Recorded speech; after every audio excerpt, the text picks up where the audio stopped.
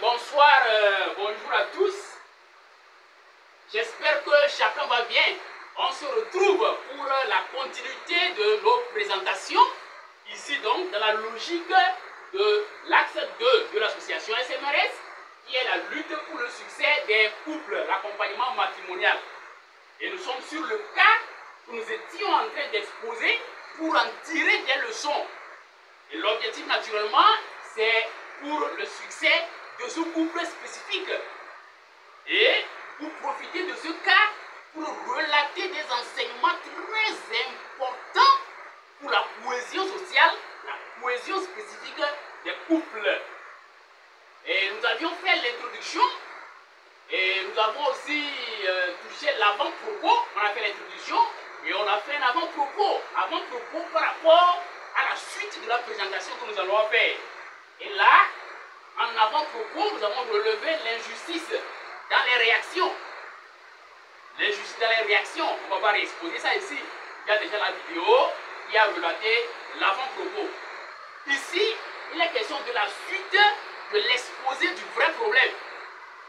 Et nous allons profiter de la nature qui nous accorde cette pluie fraîche pour toucher un point chaud.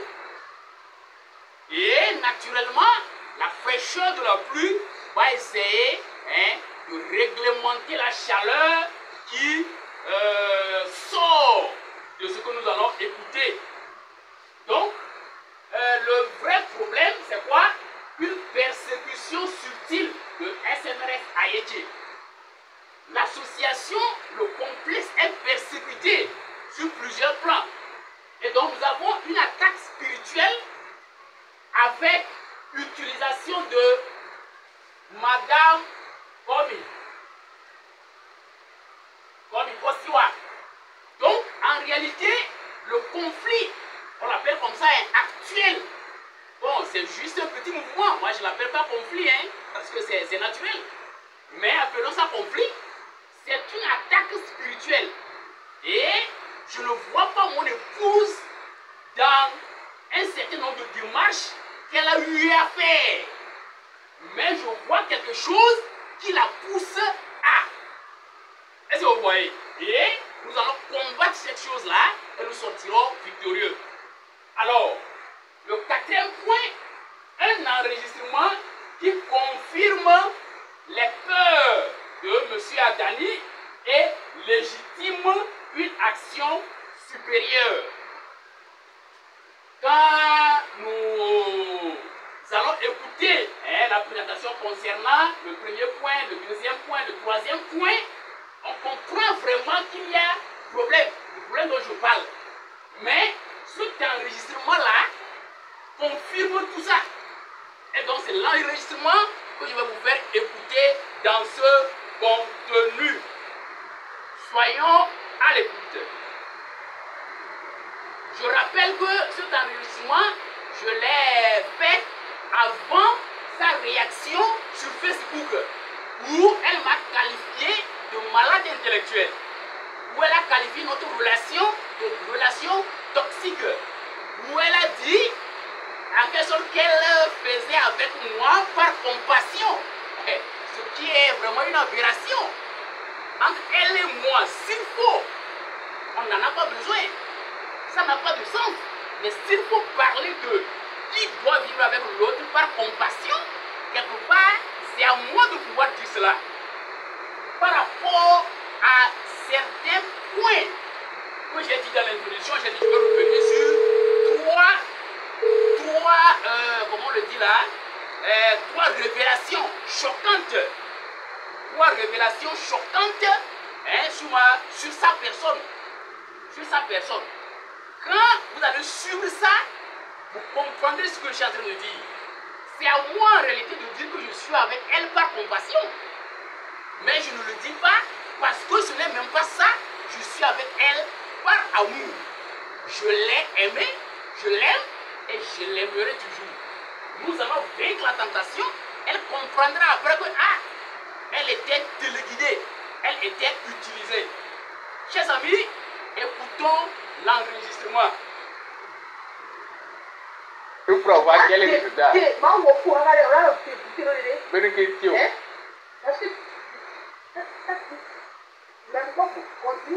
Ah, voilà, ça dit maintenant, il n'y a que le quoi. Non, continue, hein. Tu vas me dire pourquoi? Parce que quoi? Et au nom de quoi? Non, mais le problème pour de nous, c'est pas vrai là. Toi et moi, on a dit, il y a une histoire. Mais quand moi je parle, c'est que j'ai les preuves. C'est toi et moi, on va quoi? Quelle histoire? C'est combien? Toi et moi, on Bien. En fait, elle a touché le point de ma seconde épouse. Elle soutient que nous l'avons dribblée pour être en couple. Parce qu'au départ, bon, elle se disait, est-ce que, finalement, la réalité est comme telle. On en a effectivement discuté. Là, c'est exposé au niveau de cette première partie. Donc, on va pas perdre le temps ici. Mais c'est pour que vous compreniez un peu. Voilà, elle touche le fait. Elle parle comme si c'est en dehors de son accord que je suis devenu polygame. Alors que nous en avons discuté sérieusement. Et j'ai même fait une première expérience de revenir sur tous ces détails-là. Et ça fait façon, avant que je ne me dise, ah, je m'oriente point barre. Est-ce que vous voyez? Parce qu'elle ne va pas être là à me pousser à la dépravation pendant que je me suis engagé à la lutte contre la dépravation. Est-ce que vous voyez? Donc elle s'énerve d'une certaine façon du fait que je sois devenu polygame. Donc c'est une question de jalousie, mélangée et tout. Et la persécution a profité pour pouvoir faire une attaque. On continue par écouter l'audio. Écoutez attentivement. Même avant l'histoire de Lomé, tout ça là. Avec qui? Discuter avec qui dans quel sens? Je t'ai bien dit quoi? Je ne refuse pas. Je t'ai dit qu'il n'y a pas de ceci. Si tu t'engages, sache que moi je suis avec toi dans cette logique. Ah oui. Non, ça. Bien avant ça, même tu n'étais pas là en tant que tel. Donc à nos pays, les engagés, donc tu n'es plus là. C'est un autre problème. C'est un bon débarras. Donc je t'assure, je veux profiter de ça pour en faire un bon débarras. Parce que tu veux profiter de ça pour faire un bon débarras. Maintenant, bon débarras, on est. Bien, donc à un moment donné, ce n'était pas consensuel. Bon, si je dis consensuel, en tout cas, elle a donné son accord. Donc, parlons de consensuel, d'accord? Au départ, ce n'était pas consensuel. Mais par après, elle se rattrape en disant, bon, ok, d'accord, mais qu'elle avait dit que quand je vais m'orienter à cela, donc elle autre, elle va se replier d'une certaine façon. On continue. Il n'y a pas ça dans moi, mon monde. Il y a ça dans toi, ton monde. Oui, dans mon monde. Tu as raison. Ouais, je vais non. Mais tu as ton monde, tu tiens mon monde et on est ensemble. Donc, tu ne peux pas m'empêcher d'être dans mon monde. Je ne peux pas t'empêcher d'être dans ton monde. Donc, le reste, c'est une question. Le reste, c'est une question consensuelle et on fait avec. Voilà. Et on fait avec un million de yuan. Mais il ne faut pas penser que tu es dans ton droit de non. On fait avec, c'est ça. Oh, moi aussi, je fais avec. Je fais avec toi, tu sais bien ce que je dis. Je fais bien avec. Depuis les débuts même, c'est faire avec. Maintenant, on analyse au-delà de tout. Voilà. Donc, c'est ça, on fait une relation. Moi, il y en a des relations. Il n'y a pas une relation parfaite, c'est toujours faire avec. Vous voyez, c'est combien? Si ça ne t'arrange pas, tu ne vas pas faire 10 ans, voire plus avec moi. Parce que je ne suis pas l'homme, je ne suis pas le plus homme dans ta vie. Vous voyez, c'est combien? Ah, voilà. J'ai plus que ça avec les gens. Je comprends plus ça avec eux.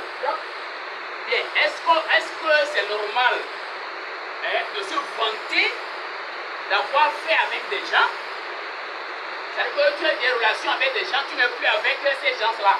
Entre hommes et femmes, d'accord? Vous êtes dit que nous sommes en train de traiter un problème social partant d'un cas particulier. Un homme qui dit par exemple à sa femme que toi tu fais quoi, que j'ai fait avec des gens et que ça fait quoi? Et une femme qui dit ça à son homme, c'est se rabaisser. Avoir des partenaires, des ex, c'est une humiliation, c'est honteux. Ce n'est pas de l'honneur. Ce n'est pas de l'honneur. C'est une honte que d'avoir un ou des ex Donc plus on a d'ex, plus la honte est terrible. Même si on essaie de, je sais pas trop, de faire patapar, c'est honteux d'accumuler des ex. C'est honteux d'avoir des relations qui n'ont pas marché. On ne peut pas se vanter d'avoir eu des relations. Donc, comment? C'est pas le problème de qui compte. Moi, j'ai plus de 10 ans avec Amélie. Et où est le problème? Elle est là. Elle a boué moi quoi. Ah, Vous avez tout maintenant. on a rien où maintenant. Donc, c'est pour ça, est-ce qu'on est obligé de nous marier avec toutes ces qu'on a fait? Vous voyez une question grave? Est-ce qu'on est obligé de se marier avec tous ceux avec qui on est allé? Mais c'est grave. Pour quelqu'un proche du SMRS, c'est grave. Ça prouve à quel point, malheureusement, chers amis, cette dame-là n'est pas vraiment encore avec moi. Mais alors, il vient chercher quoi? Pendant que avant tout, c'est SMRS qui a fait la rencontre entre elle et moi. Et ceux qui me connaissent savent combien j'aime parler, j'aime expliquer tous les documents qu'on a et tout. En aucun cas, elle ne peut dire qu'elle ne savait pas. Mais si après 10 ans, il faut poser la question, est-ce qu'on est obligé de sortir avec, de se marier avec tous ceux avec qui on est sorti? C'est grave. Et moi, je ne peux pas accepter que de tels propos sortent de la bouche de mon épouse. C'est pas possible. C'est pas du tout possible. Vous voyez un peu la gravité de la chose qui m'oblige à aller à une étape supérieure. Voilà. Et il y a plus grave que ça. Écoutez bien. C'est ça on appelle dépravation. Et C'est c'est mon sur problème. ça nous c'est pas Ça, pour c'est ça mon problème. on lutte contre ça. Ça, c'est ton problème. Vous laissez Ça, c'est mon on problème. lutte contre ça. Parce que Donc, si je vais encore m'engager. il n'y a pas de problème, c'est toi quoi, on laisse combien. Mais moi, je vais jouer mon rôle. On laisse combien. Moi, Je vais jouer mon rôle. Je m'en fous. Hey, c'est ton problème. Je vais te couper non. C'est ta Voilà. dépravation. Logique que William Léa, il faudrait que je sois dans cette logique. Maintenant, si toi tu déconnes, c'est ton problème. Donc laisse-moi décorer, ça m'a dit. C'est ton problème. Donc laisse-moi décorer comme je peux. C'est là le problème. Il ne faut pas te laisser déconner. Parce que c'est aussi ça mon devoir. Non. On laisse combien. Il ne faut pas te laisser déconner. On va t'empêcher vous. Au nom de quoi il m'a dit. Bien. Elle soutient qu'elle est libre de faire de la dépravation. Et que je n'ai pas le droit de lui en empêcher. Alors, moi je me dis non. J'ai le devoir de lui en empêcher. Ce que tu n'arrives pas à me donner moi et qui m'a poussé à la polygamie. C'est pas que la polygamie est une très bonne chose qu'il faut encourager. Mais c'est douloureusement que je suis orienté à la polygamie pour éviter la dépravation. Maintenant, toi qui as été incapable de jouer ton rôle de femme, précisément sexuellement parlant, tu es capable maintenant d'aller ailleurs. Tu es capable maintenant d'aller ailleurs. Et moi, je vais applaudir ça. Chers amis, comprenez un peu. C'est ça le problème, hein. C'est ça le problème. Est-ce que vous voyez? Donc dans ça, on ne peut pas croiser les bras. Et vous allez voir, la discussion à un moment donné, à deux, a eu problème. Et à travers WhatsApp, j'essayais quand même en tout cas, de mener les discussions d'une certaine façon. Et puis à un moment donné, elle coupe WhatsApp. J'ai publié ça même sur Facebook. C'était les premières publications. C'était les premières publications. Il y avait en tout temps des essais de discussion avec certains prêtres qui nous accompagnent et tout. Mais à un moment donné, elle ne se fait plus disponible. Alors, avec ça, où est-ce qu'on va? Et si moi, j'autorise que cette tentation-là puisse aboutir et qu'il y ait divorce avec moi, promoteur de SMRS, c'est que SMRS est détruite. Et donc, comme je l'ai posé comme hypothèse, et je pose ça toujours, soit elle est entrée dans ma vie pour m'aider à réaliser ma mission, comme je le lui ai demandé. Elle est venue pour aimer, se faire aimer, et on va s'entraider et réussir dans la vie. Soit elle est une tentation, elle est un démon qui vient me détruire et détruire SMS. Et comme elle a passé par tous les moyens, n'a pas pu, elle veut utiliser aussi ce moyen pour détruire. Si elle était venue pour construire, en aucun cas elle ne va pas s'orienter à cela. Et je me dis, elle est venue pour construire. C'est pourquoi au lieu de l'accuser, elle, je suppose que c'est absolument une tentation et qu'elle-même n'en est pas pour grand-chose. Elle est juste utilisée. J'espère que vous comprenez bien. Donc mon action est une action de lutte contre le divorce. C'est une action de lutte contre le divorce et non pas une action de salir qui que ce soit, bien d'exposer, pour gagner quoi? Ce que l'on doit gagner dans ça là, c'est d'éviter le divorce. Et donc, moi je suis prêt à cela par tous les moyens.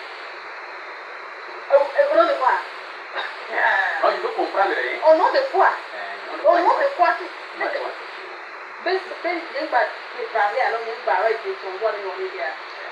Toi, on est que nous avec les autres, on va le coup, au nom de quoi? Est-ce que vous avez oublié à toi? C'est lui. Vous savez combien? C'est parce qu'il n'est pas décidé à toi. C'est faux. Non, c'est faux. Non. C'est parce que j'ai accepté de faire avec toi. Mais avec des fois, mais ça c'est clair. Mais on veut parler, vous allez voir.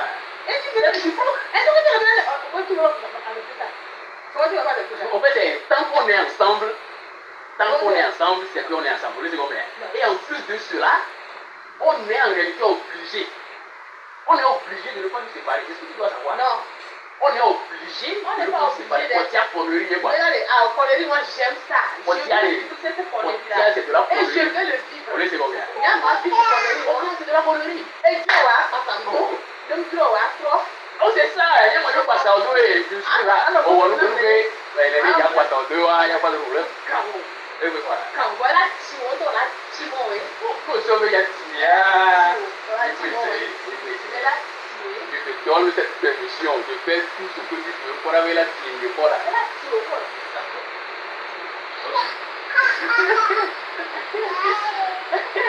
Non, il y a tout le bureau, il y a tout le son. Yeah. Non, il y a tout le monde.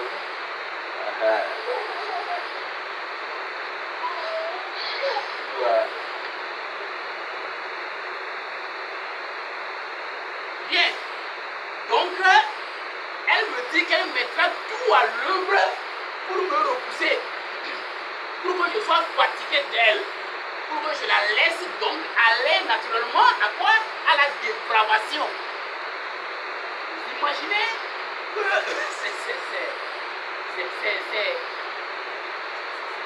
c'est pas naturel quoi.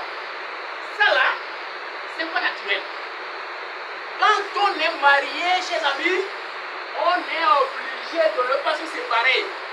Le divorce est une connerie. Le divorce est une connerie. Le divorce est une irresponsabilité.